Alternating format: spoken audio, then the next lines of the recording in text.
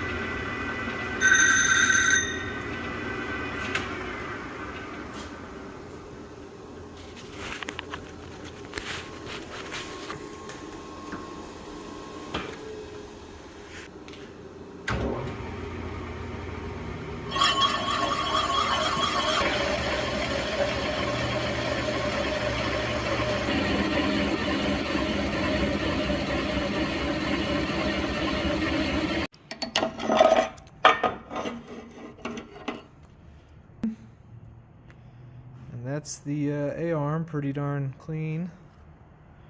I'll just go on top.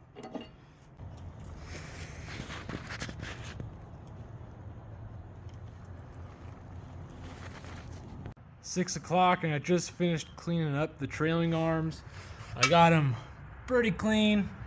They're gonna sandblast them anyway at the powder coating shop. I got my perches on there all welded up and got the road debris off. There was so much road grime in here that I had to break it off with a chisel.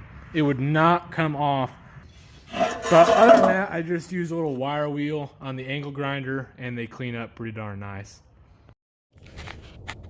And 2 weeks later, the A-arms are back from powder coat and I've started reassembly.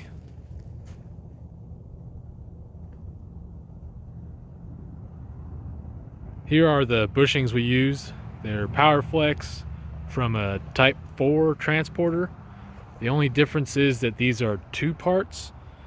The Type 3s and before are all 1 part and you have to press them in really awkwardly.